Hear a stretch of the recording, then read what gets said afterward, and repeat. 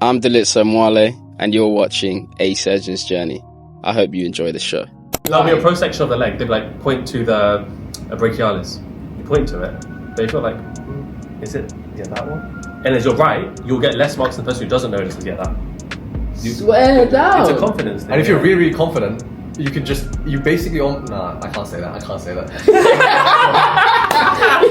He's giving stay till the hidden scoop at the end. We might give it away, we might not. We're rolling. Okay. Let me just get comfy. So I'm here in the lovely University of Leicester. We've come here for the uni tour to give you guys the inside scoop on what every med school is actually like. I'm here with the lovely Abdullah or Moto Medic on social media. Definitely from Preclinify on social media. Say no more. So, how this is going to work, I'm just going to ask them questions. So the sections are before med, what teaching is like here, what placement is like here, what the city is like here, and the inside scoop comes last. So you guys want to stay to the end of the video because the inside scoop is the best bit. So, yeah, we'll just jump straight into it. So, Let's do it. The first question is, why did you guys pick Leicester? So for me, I'm a gap year student, right? So initially, I didn't really apply strategically based on my UCAT score.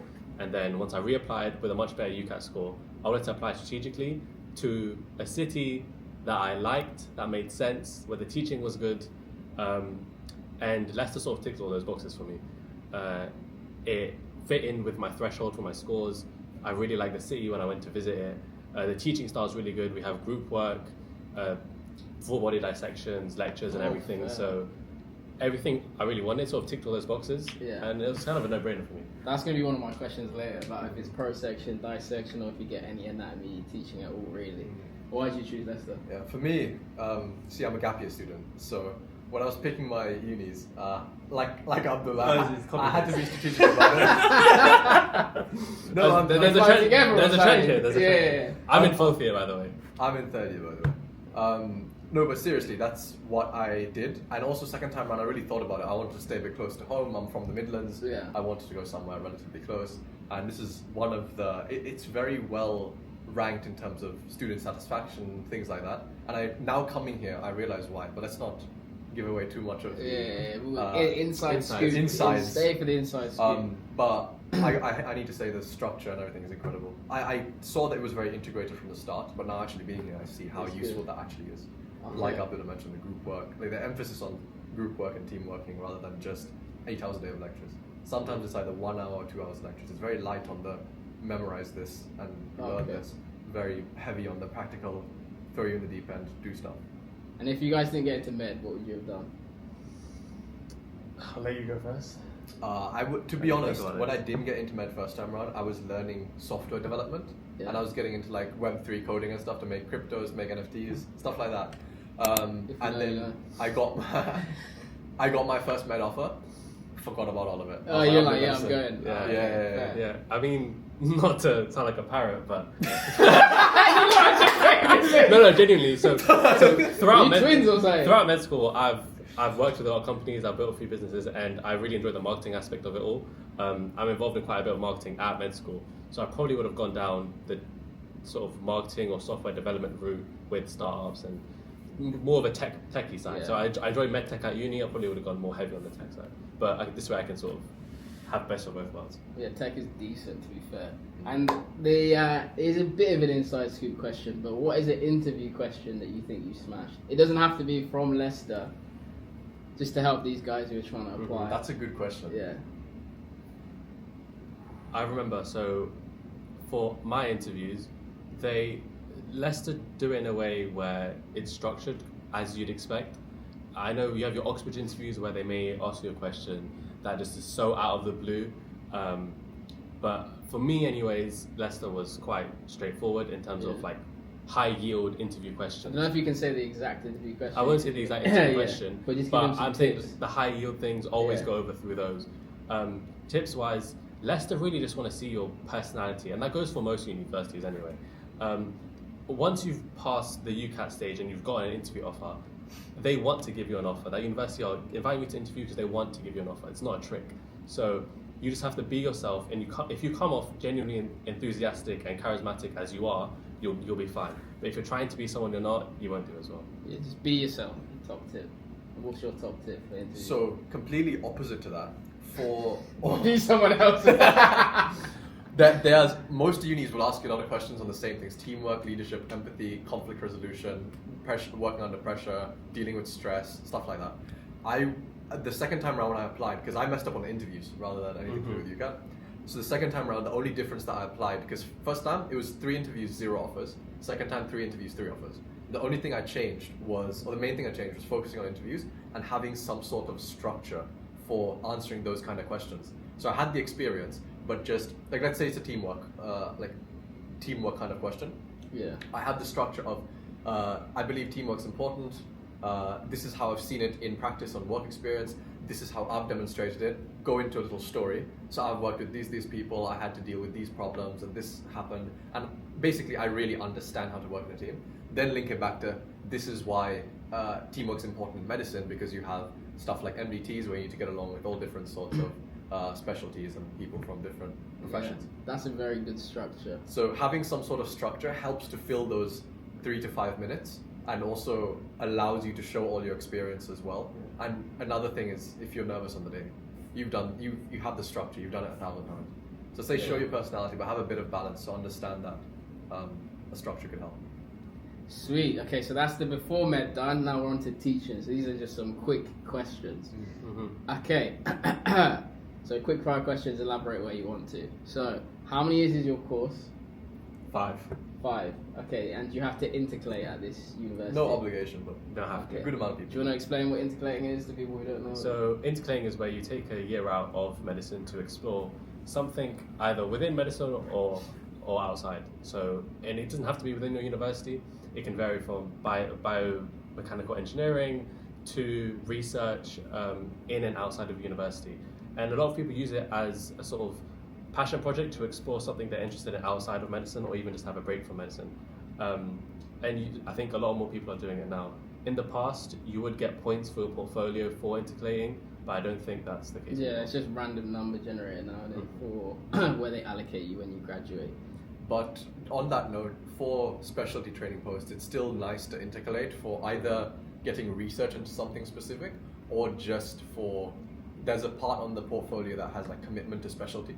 So if you did something cardiothoracics intercalation, that would be really strong commitment to specialty from early on. So there's still an advantage to doing that, but it's not compulsory. Is there a foundation year in Leicester? There Yes. is. Oh, so it's either 6 years or 7 years here. Yeah. So Five Wait, or six. 5, 5 6 was- or 7? Yeah, 5. Oh, if you intercalate, yeah. 5, Yeah, 6, so or 5 normal. Yeah. And 6 you with can choose foundation. to intercalate, and if you came through foundation, then extra year as well. Yeah, Oh, yeah. okay. Sweet. Okay, what is the hardest year? What is the hardest subject? And what is the hardest rotation? So Here. I disagree with what the standard is, because I feel like people say fourth. I mean, I haven't been through all the years, so I might be just chatting. But He hasn't done it. He's like, I disagree. What was it, 3rd year? 4th is not the hardest. Yeah, 3rd year. people say fourth year is the hardest.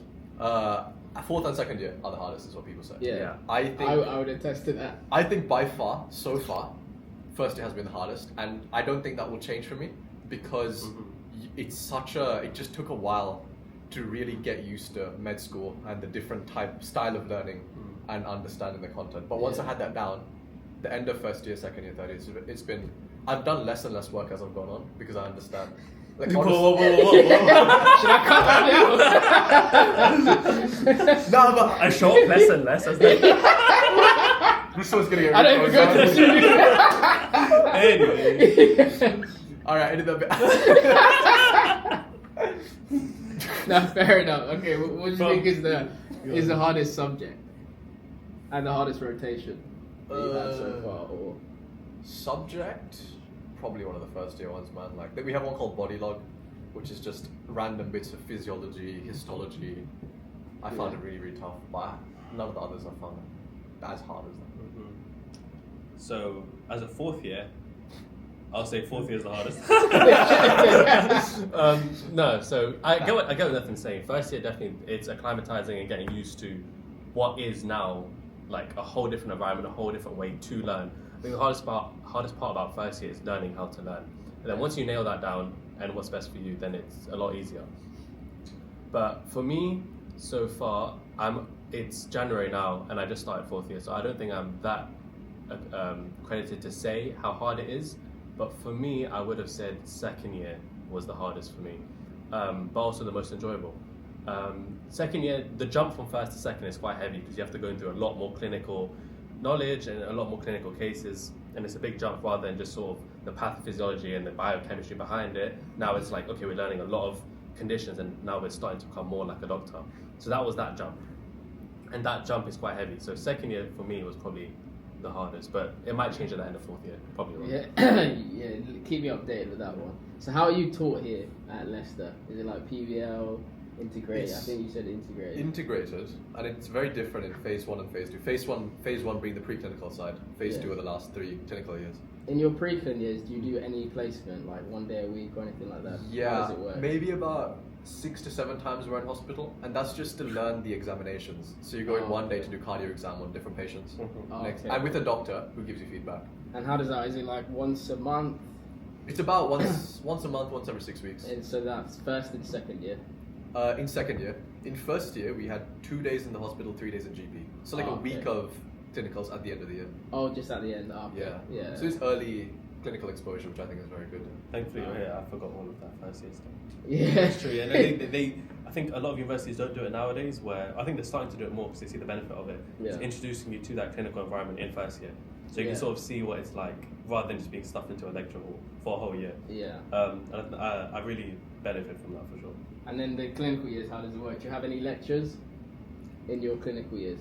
We have like uni days where Yeah. everyone comes together, because otherwise everyone's on different placements. Yeah. Everyone comes together, but that's like 6 days a year again. And So this is it year, just 1 day? yeah, Okay. and 3 of them are online. So honestly, You don't really go in for lectures too much. yeah, we really don't. So Okay. it's sort of just block by block. Whoever you're on your block with, your rotation with, that's sort of who you're around, who you're teaching with. And it depends on the block you're with. So it could be a lot of online teaching, it could be a lot of in-person teaching. Oh, It okay, depends. so it depends. It It's like depends. small group stuff.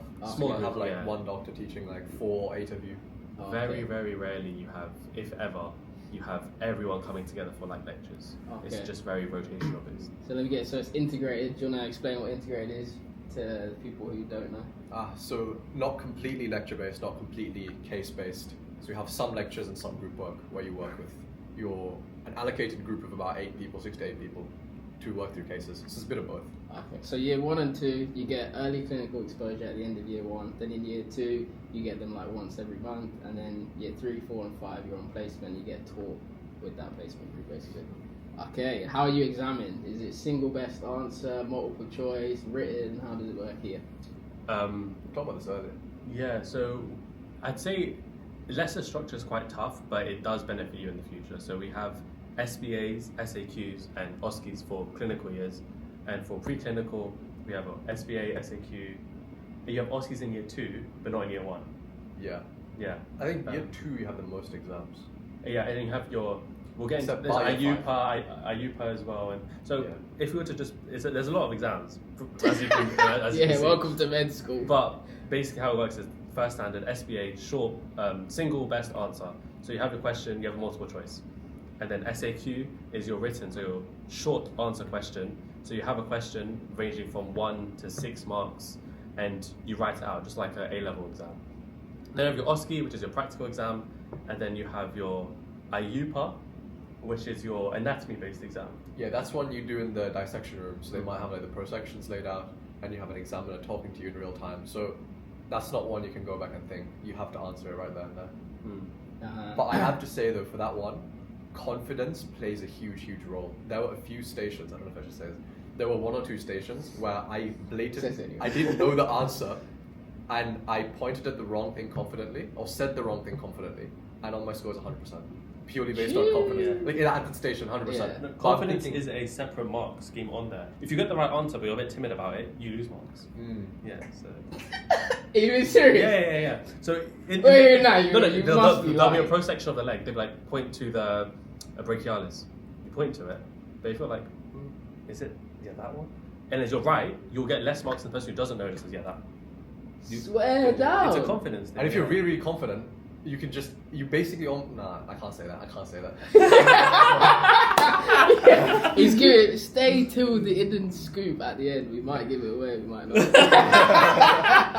But yeah, there's a lot of exams, practical, non-practical, but for the most part, it's done pretty well. I know a lot of universities don't do SAQ nowadays. Yeah, yours is savage because ours is just multiple choice. All the unis that do single answer question, I feel sorry for you. So you have to actually spell things correctly. You have to actually know every single bit in order to write for 6 marks. Yeah, like medication, bacteria names and stuff like that. And it's dissections that you do. Do you do that in first year, second year? Both, yeah. Full body. Full body dissection. That's very so we have like one cadaver for the whole year that we slowly work through. Oh, I think we did that at my uni as well. Okay, are your exams pass fail? Your essays pass fail? How does it work? How are you graded? No essays. No essays ever? No essays ever. Do you have to do a dissertation at this uni? No. A research project? No. Right, you lot. I guess the SAQ kind of balances that out. Huh? Yeah, the SAQ is your big advantage. I prefer SAQ to essays. I'm not an essay guy. Okay, yeah, I'm so not we essay get guy to do either. essay. Oh, fair. So no essays. Not one essay I've written. And is it pass fail for you guys exams? Pass fail, but they do Deciles. rank you on deciles. Okay. So top 10%. Oh, so this uni knows about that. So I didn't know what that was till I went in. I think now they've scrapped it for us. So they said something about scrapping it, so they don't show you unless you're top 2 deciles. But then they'll show you. But for now, it's decile 1 to 10. Okay. And you just percentages. Okay. And that's just where you are, so it doesn't really mean whether you pass or fail. Like if everyone passes, you can be decile 10 and still pass. Okay. Yeah. So what is the pass mark? How do they work out here? It's a bit of a complex system. It's quite complex, but I guess in short term, it's like they get all the marks together, and then a graph sort of middles it out. Is that Kind what of. it's The middle, so like half the people fail. Half No. No, not based on people. Like I said, everyone could pass, everyone could fail. Yeah. Okay. It's more like they have all the examiners together, look at each individual question, decide how difficult it is, and if is it worth that amount of marks. Yeah. And then the pass mark will range anywhere from like 51 to 57%. Usually it's about 53. Yeah, that's similar with most unis, to be fair. Mid upper 50s, yeah. Okay. Do you get study leave? Yes, but it decreases. I don't know if you get it. You got study leave? In year 1 and year 2, we got all of April. Rah. No, but that's to revise for the Study leave. Yes. Oh. Study leave. I So don't- clinical years, I assume you don't get study Yeah, leave. yeah. In year 3, you get a week. clinical years, you don't. I don't think. I don't think you get it. No. That's rough and hard. Yeah. Yeah. And how does failing and resitting work at this uni?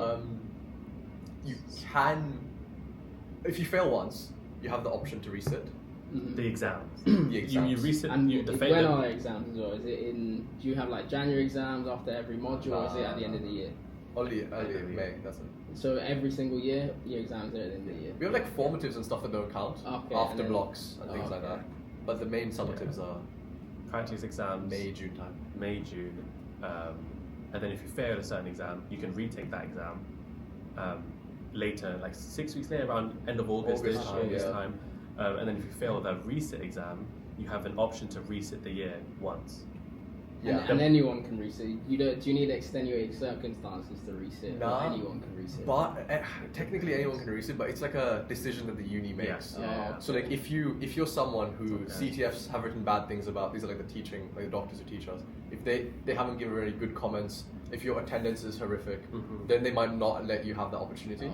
But if everything looks good, but they think it's just like an on the day thing, like, okay, fine.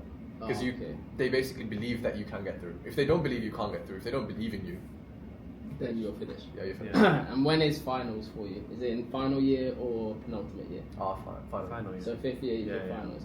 Okay, sweet. And what do you use to revise? Give them some tips. Preclinify.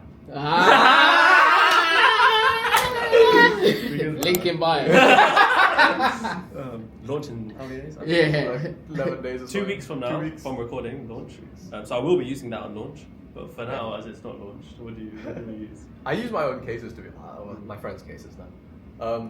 But I make patient cases. From year 1, I've been doing this, where I make fake patient cases for every single disease that we learn. Yeah. So, let's say, 60-year-old man presents with the classic presentation symptoms, classic risk factors. What could this be? Okay, it's atrial fibrillation. Then go into the pathophysiology, treatment, like management plan, guidelines, complications of surgery, stuff like that, or complications of the disease. So everything is in that one case. So it's like active recall because it's like Notion toggles that you click on, you test yourself. It's active recall, but it's like a textbook active recall. It's like a merger of both. And that has enabled me to do much, much less time studying, but actually retain a lot more information. Like I've gotten it down. Like I do about 10% of the time that I did in year one because I'm using this method. It's very, very efficient. So that brings me on to that's a good way of revising, to be fair. So would you say you have enough time to do you have enough time to work, get a job, anything like this at Leicester? Because I know some unis like Oxbridge, they tell you don't have time. Like you just have to do the degree. Absolutely. I do. Here, do you have time? I do more stuff. Maybe like 90% of the time I spend is non-med work. 5 to 10% of the time is med work. I don't know how your balance is. Yeah, so I think it's very similar, but I also think that is the outlier case. For a lot of people, it's not. Yeah, you might be very smart, you never know. For a lot of people, it does take a lot of their time, a lot of their day. We're just surrounded by people who do quite a lot of things. But if you do look at like the average, a lot of people do spend a lot of time doing med work because it is tough. The exams are really tough, and there is a lot of content to get through depending on your year. But is it possible to do those other things 100%? Because you can look around you and definitely people are doing that. Myself, I have a digital marketing job at medical school, and I've had that for quite a while. So balancing that with medical school and also content creation and other things, it's been tough. I'm not saying it's just smooth sailing every single day, but it's possible 100%. And also, I think at this uni more than others, just because from secondary school, a lot of my friends went to med in different places. But at this uni more than others, I feel like you have a lot of time it's a lot of self-directed. So if you want to spend your time all on med, you can. If you want to spend none of your time on med, you can, as long as you pass the exams and do well. As long as you're a competent, good doctor, you can do whatever you want. As long as you learn the info, learn your clinical skills, learn consultation skills. Okay. So I'd say at Leicester, that balance part of it is really good. It seems like a good lifestyle here. I can't lie. And when's your guys' graduation? Do you know? So because I'm doing the uni tour now, I'm gonna do a graduation tour as well later. Absolutely. Come Fifth year summer. Yeah. I don't know when exactly. If you know the date, let me know. We'll text you. Say no more. Okay, now we're on the placement section. So, what is your elective actually? It is Abdullah. I might head out. You got ahead of. I was meant to head out like 15 minutes ago, but it was fun. Yeah, you got your halfway ball. I gotta go get in a tux. Thank you very much for coming. Appreciate it. Come back to Leicester, man. You are fun to film with. Say no more. Yeah, I'll be back. See you too, man. I'll leave back. both. Enjoy it, pod. I'll be back. And if you're ever coming by this side, drop a message. Either one of us.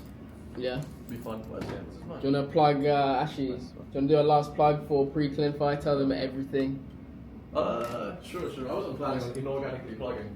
But basically, some of you guys might know from Instagram, Preclinify, making medical resources for medical students. We got stuff for the M&A, we got short answer questions. We are bringing the first proper commercially viable AI patients as well. So you talk to patients and they talk back if you don't have a friend to practice OSCEs with.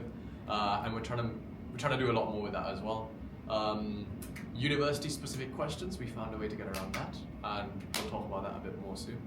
But yeah, that's about it. Coming out in about 14 days from today, 15 days, something like that. Yes. But, Preclinify. I'll head out. Yeah, say no more. We're now moving on to the placement section of the podcast. Okay, so we've talking about when your clinical year starts, that's in third year, and the teaching split. So how does placement work? And like in terms of which areas of Leicester are you in? Yeah. Are you just in Leicester or are you like everywhere? Yeah, cool. So obviously placement, clinical years 3, 4 and 5, you can have in-block and out-block. So in-block means you're in Leicester and there's 3 hospitals in Leicester that you can be rotated through. And then you have out-block, which means you can get put in a city outside of Leicester. And that ranges from Peterborough, Northampton, Burton upon Trent, Kettering, and I think I'm missing a few others. But if you look in and around Leicester, it's quite local. The closest outblock is about a 30-minute drive. Yeah. The furthest outblock's about an hour drive.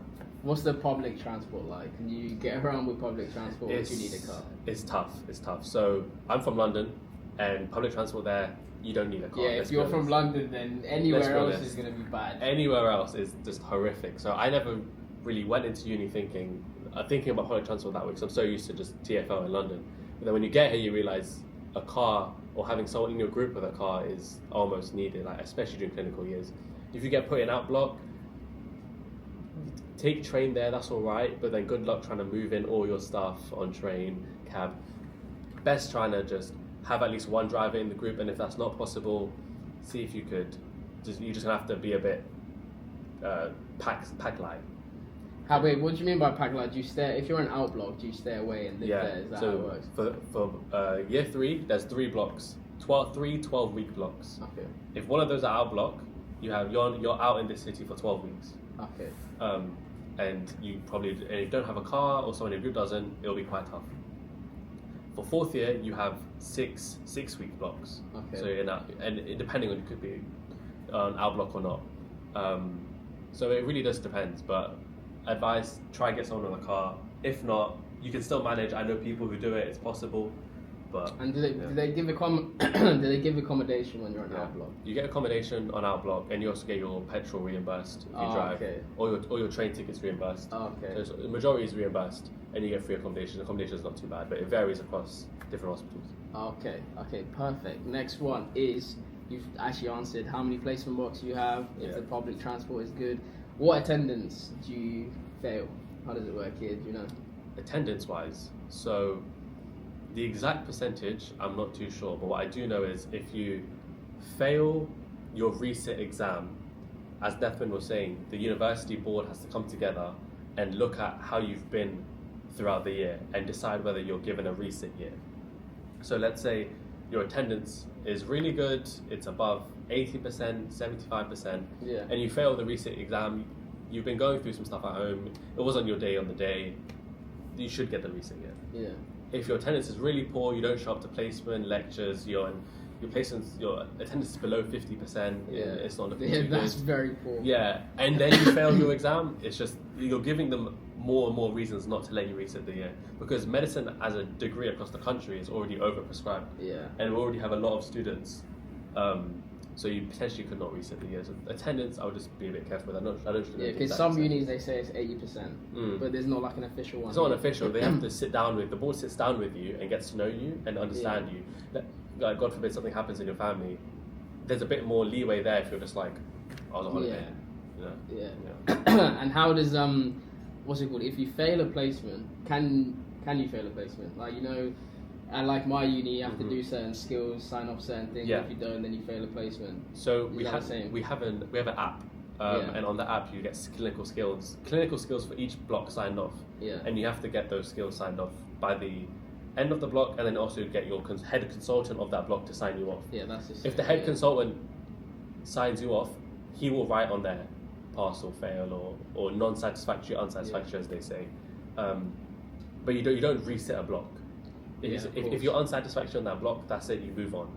Yeah. And then you just have What happens if you fail? Or if you're unsatisfactory, what does that mean for... Yeah, so thankfully I've never been unsatisfactory. But that just means probably your attendance was poor, you didn't do your clinical skills, you didn't show up to things, so your consultant doesn't really know if you've done well in the block.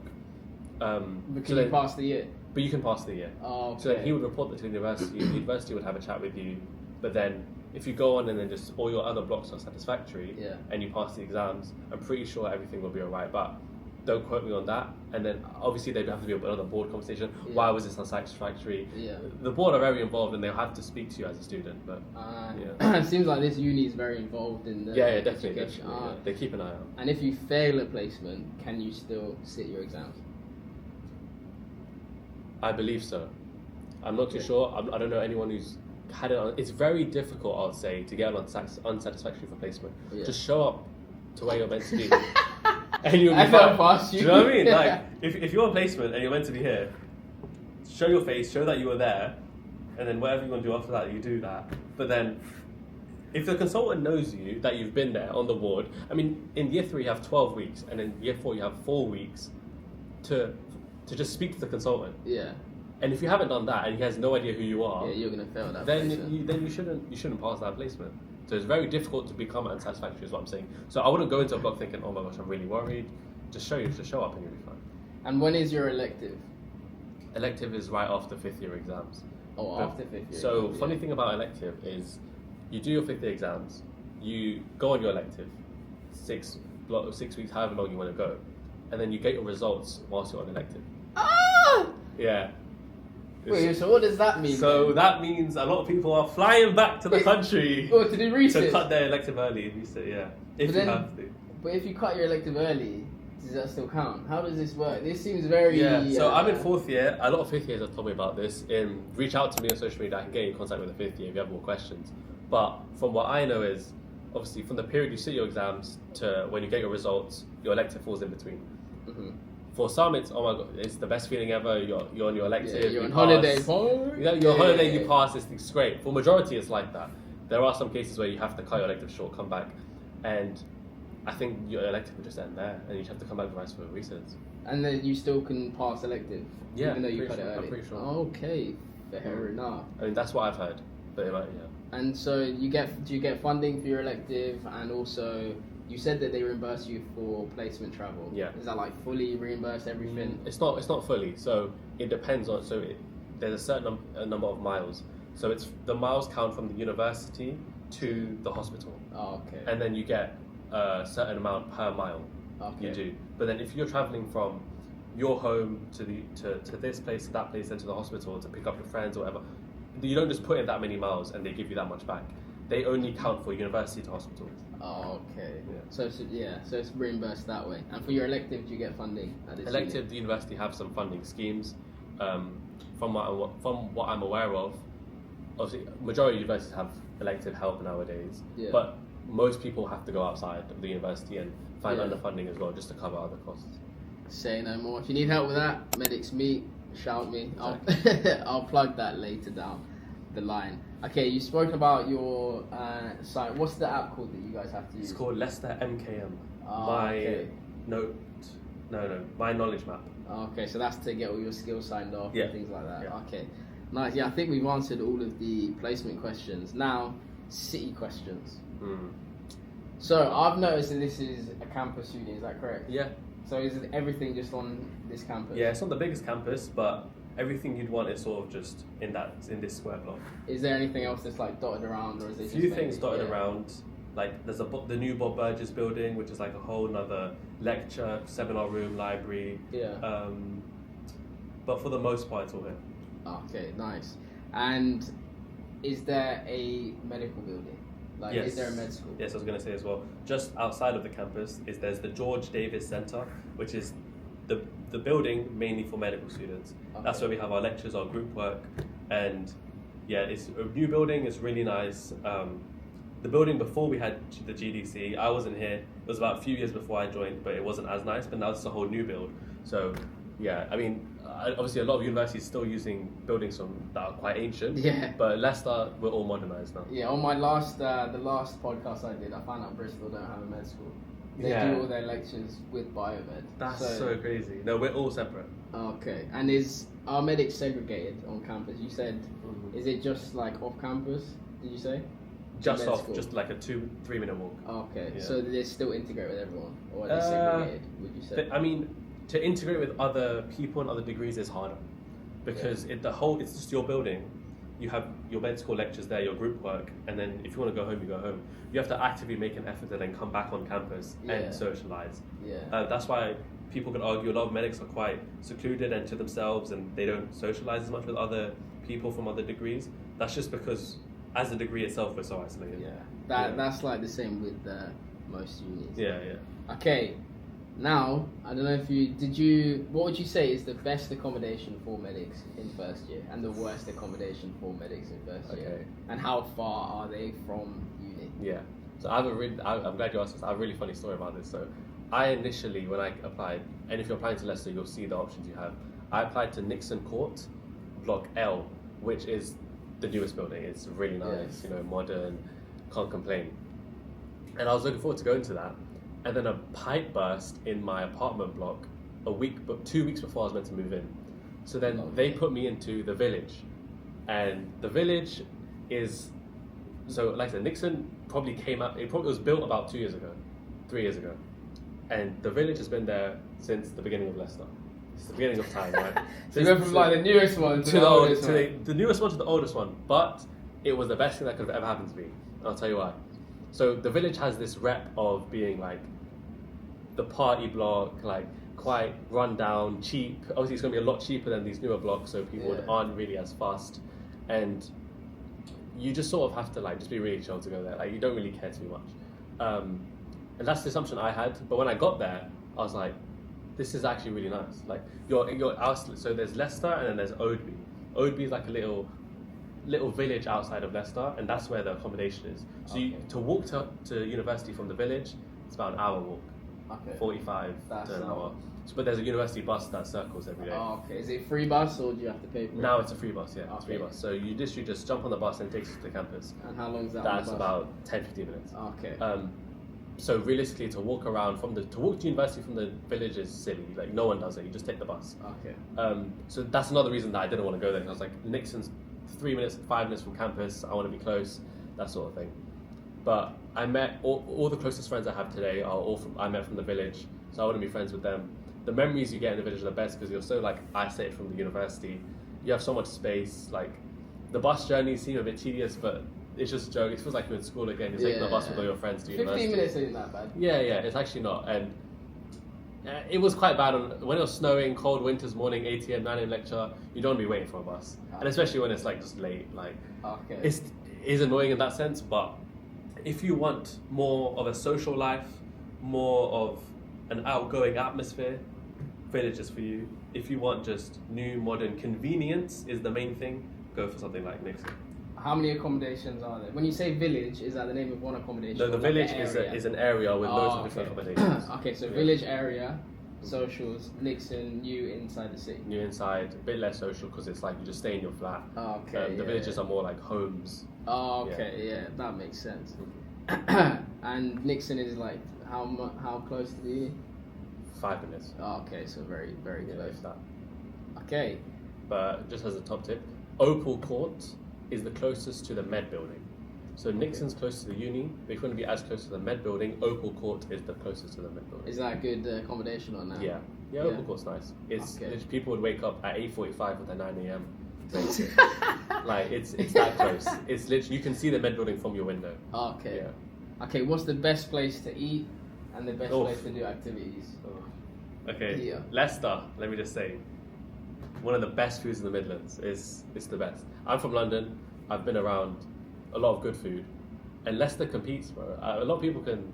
Are you sure? A lot of people will get me up on that. They'll probably mess me off this. When they see. But this, in my opinion, it competes, and I tell you why. Because Leicester have just like everything in around the same area. You don't in London. You can travel from here and then the North London to South London. It's just so far. Leicester, a 10-minute drive, you're at the next food spot. Like everything's within 5-10 minute drive. London Road, right down the road from the campus, has really good food. You have Evington Road, you have Granby Street. All of these spacey streets are just all these food places, and so you can't go wrong. Okay. And activities? Activities-wise, there's not that much. There's bowling, mini golf, Ninja Warrior, but social-wise with your friends, you can't complain. But it's nothing like extravagant. It's just chill. Okay. And what's it called? I got an inside scoop question. Remind me. Apparently Drake came here. That's news to me. Yeah, apparently Drake came here. Yeah, he came to your SU. Apparently. No way. Yeah. Because I remember when I was looking at like the littest unis in the UK, Leicester came up, and apparently Drake. That must have been years ago. Yeah, it was years ago. I was like, yo. That's so funny. Yeah. So what's your SU like? SU's nice. SU's really nice. You got your food trucks there. You have like places to eat. Upstairs you have like your study rooms. I mean SU's a new building as well. It's really nice. Okay. And how many like societies are there? Is there a lot or not that many? Anything you can think of, really. There's a society for it. And is there like sub-specialty for like medicine? Yeah. So like medics netball, medics Exactly. football. So you have your sub-societies: medics football, medics basketball, medics netball. and that's all under the SUMA, which is your Leicester Union Students Medical Association, Okay. and they sort of run all the subspecialties. So would you say Leicester has a lot of things to offer? Yes, Yeah. 100%. And the city has a lot of things to The offer. teaching, city, societies, definitely. And another thing, so when I was interviewing Bristol, they said that their city's so hilly, and they wish that they knew that beforehand. No, Is this like No, car? it's cool. And if you don't have a car, let's say, and you want to come to Leicester, can you still get about? Yeah, So you can get the bus. There's to uni. buses. Like I said, the village university bus is free, goes around. Yeah. The public transport, the public buses aren't the best, but it's still possible. A lot of people bike in my year, to be honest. Oh yeah. A lot of people That's bike decent, around. Yeah. And because it's not hilly, everything's quite flat. Biking around, you can get away with really nicely. Yeah. And what is the nightlife like here? Some people might want to know that. So I'm not the biggest partier. I don't know too much, but what I do know, you have a good nightlife here. You have like O2 nightclubs like Mosh and other clubs. But from what I've heard, I'm not the best person to ask, but from what I've heard, there is a good nightlife here. And when I think about nightlife as well, I like going out to eat, doing activities with my friends and stuff. Even if you're not into the clubbing nightlife, which is there, you have so many other options as well. Yeah. But I've heard Leicester. I've never actually been out in Leicester, but I've heard it's like one of the most active. Yeah, I've heard. Like even on TikTok when I'm scrolling, everyone's like, "Come Yeah. Leicester, active." So Yeah. if you want to come Leicester, there's a lot of things to do, for sure. I think that's all of my questions. So there's lots to do. Very important question. Is there like a specific medicine event that people need to come to?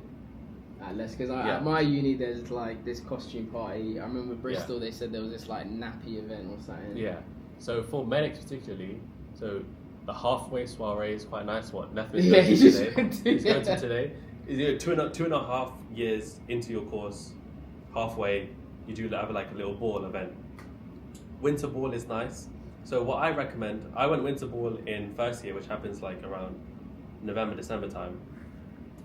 And people can disagree, it's a bit similar every year. So what I would do is I'm going to go to the winter ball in first year and then in fifth year. So it's like you've done it when you came in and then when you're leaving. Yeah. And then you have others. You have summer ball and other any excuse for a ball. That medics will Autumn have. ball, spring ball. Exactly. Yeah. Medics love a ball, but I've been to winter Pause. ball. Pause. I've been to winter ball and halfway soiree, and they're both free. You shouldn't miss halfway soiree if you're gonna go to one. Okay, so yeah, so that's all the questions for the city. Hopefully that's helped you guys. Actually, how much is the accommodation?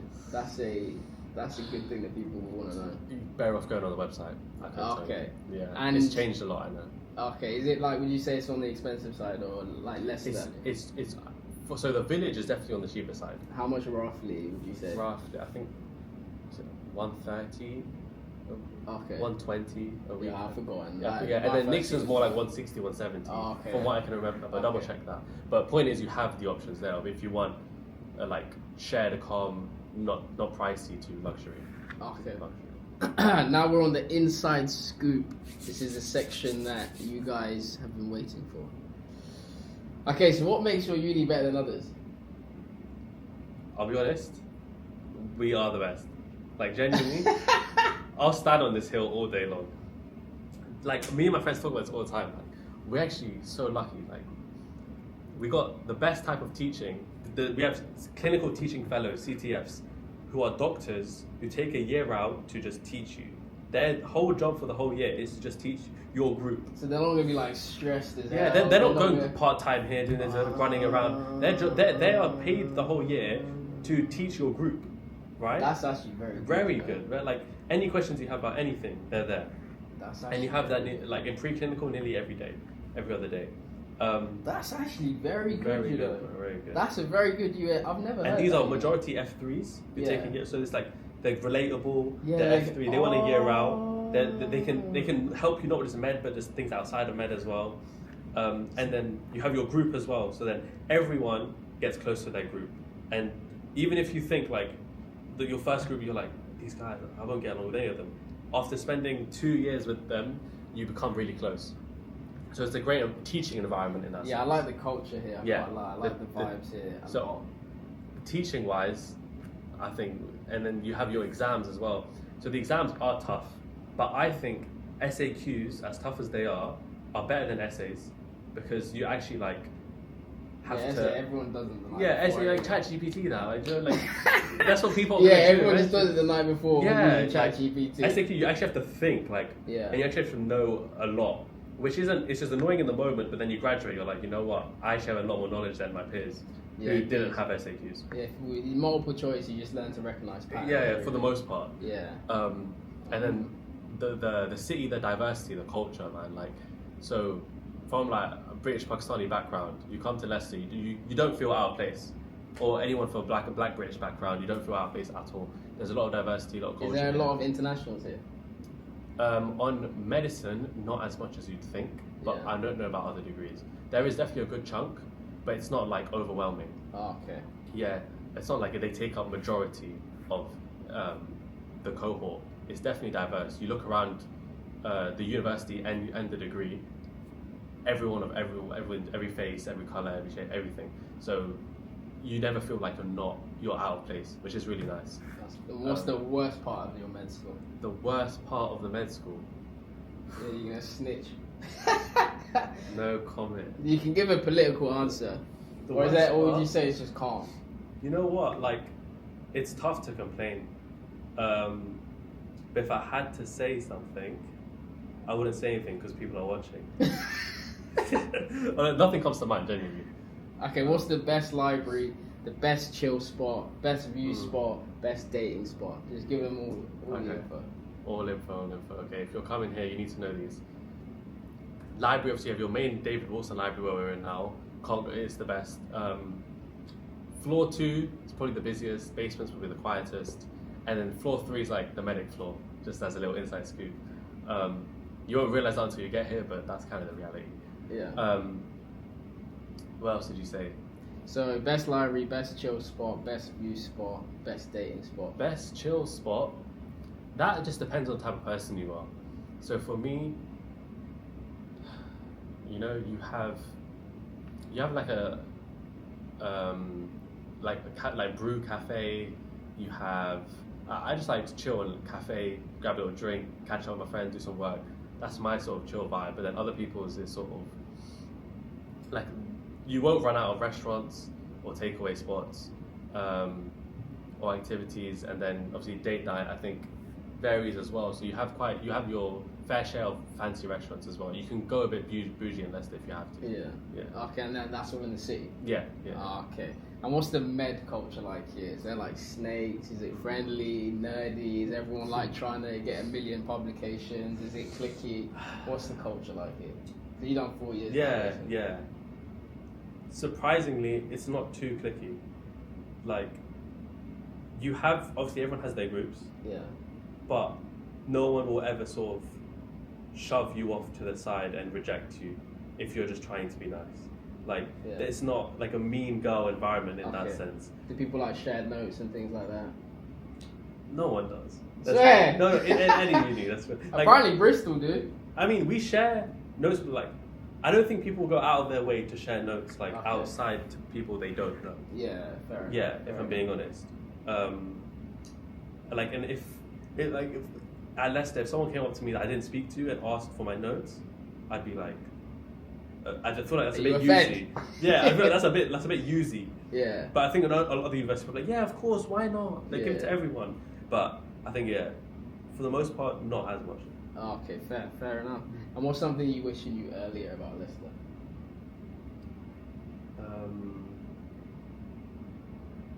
Something I wish I knew earlier was I wish I knew to do more, if that makes sense. Because first and second year are your preclinical years where you see everyone every day in your cohort, and then you sort of break off into your rotations. And when you're living in preclinical times, you sort of think this is going to last forever. Yeah. And you're going to be around everyone forever, so like you don't really take it in as much.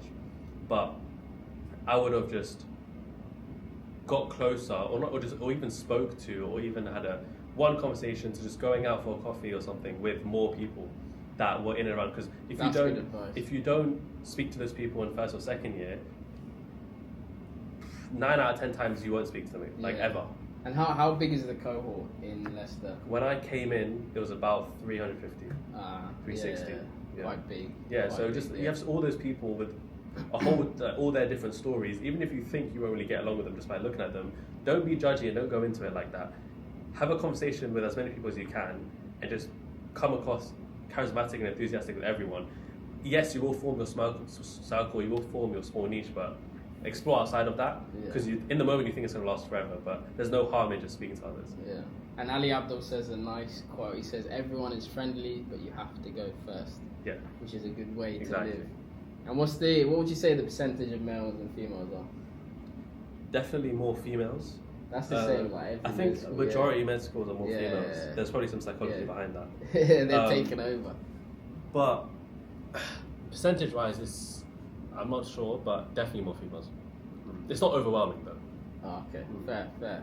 And someone asked transparency about finances, cost per year, bursaries, funding. How does it work in Leicester? Like, can you live here? It's not the most expensive city. Like, it's not known to be expensive.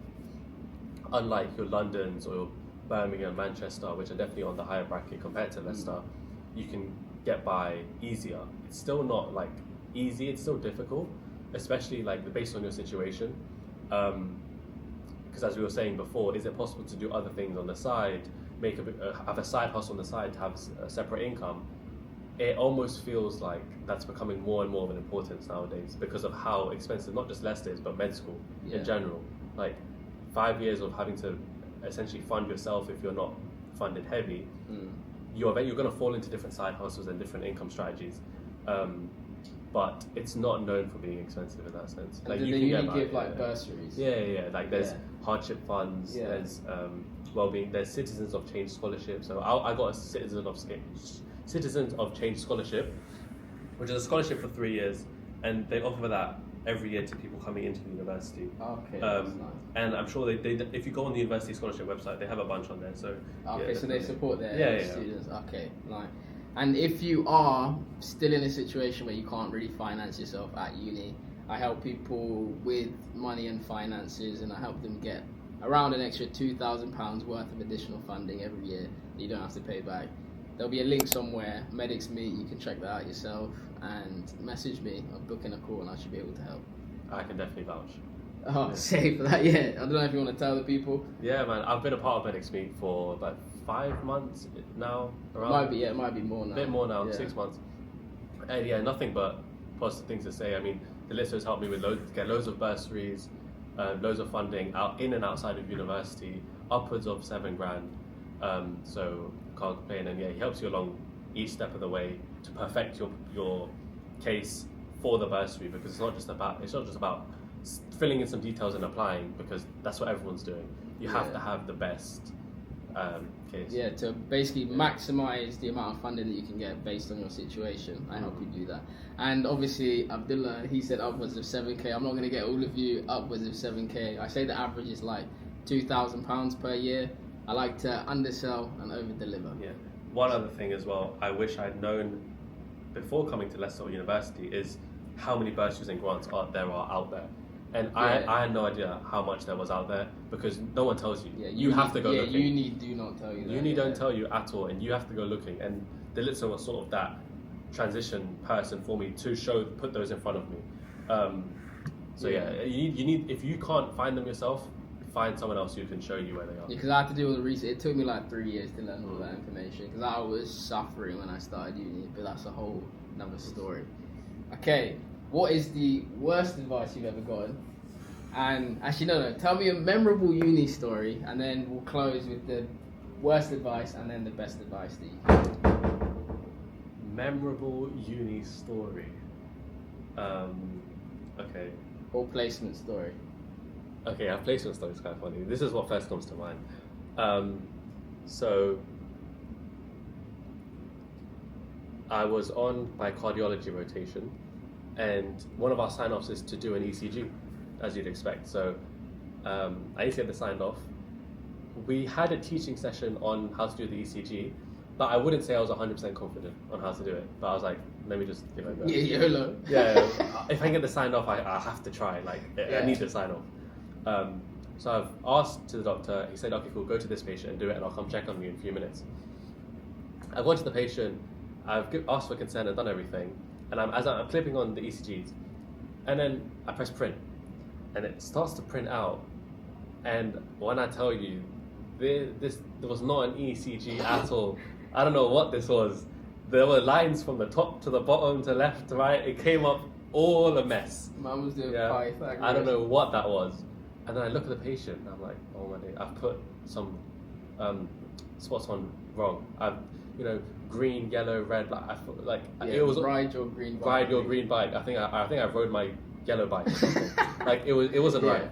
And I realized that after I saw it print out, and I was like, okay, cool, I got to redo this. This isn't good. And as it's come out, because it takes a while to print out these ancient machines, the doctor comes out. The doctor comes, oh, how's it going? Like, let's see the ECG. And I show him, and he looks at it, or she looks at it, and she looks at me, and just looks absolutely disgusted, and just rips it in front of me and the patient, throws it in the bin, and walks away. And I was just... So that was unsatisfactory on placement? No, then I showed her I could do it. Yeah. But I learned from there, all the patients on the ward just looking at me, I just looked like a dickhead. To be honest. So that's... Alright, fair. Alright, what's the worst advice you've gotten now? And then... The worst advice I've gotten, I'll be honest. And then twist it into something good for the people then. Worst advice I've gotten. Or you can just say the best advice that you can give. Okay. I don't think I've like... I don't... There's not many people around me that would like advise me poorly. It's quite tough. That's good. Yeah. Then just give the best advice. The best advice I could give as a med student, I would say, for med students specifically, and I'll talk about otherwise, at the end of your 5 years, you don't just want to be a doctor. And being a doctor is such an incredible achievement, and one that majority of people in the world won't ever see. But if you have 5 years to do something, you need to become a different person and build something else outside of medicine. And that doesn't just mean being a doctor is not enough, because for a lot of people being a doctor is enough. But that also means you have to become a better person, or a more successful, skillful person at the end of those 5 years. You don't just enter one person and leave the same person, but just with a doctor title. So it's about the journey. Don't just become a person with a doctor title name, but the same person you were 5 years ago. You need to become a whole different person with a different mindset, with a different skill set, and with different people around you. And that's what it's about. And if you can, on the side, create this business or this brand or whatever, that's a bonus. It's not necessary. A lot of people look at it now and think everyone's doing it. It's not necessary. The main thing is that the mindset and the skill set that you can gain in medicine after that, that's the main thing. You want to leave a different person with the doctor title. That is good advice. That might be the best advice I've heard on this podcast. Actually, best advice I've heard this year. I'm not gonna lie. It's only January. Don't sell yourself short. That's cold. That's the perfect way to end. There you I go. don't know if you want to plug your socials, anything. Yeah, man. Follow me at Medic. Just medicine, lifestyle, med application process, content, skits, funny stuff, self-improvement, mindset, all of that. It's all on there as a personal brand. So yeah, reach out to me if you have any other Leicester specific questions as well. But yeah, thank you for having me on the show, man. Thank you for the insights. We appreciate you. It's been Leicester, and I'll see you in the next video.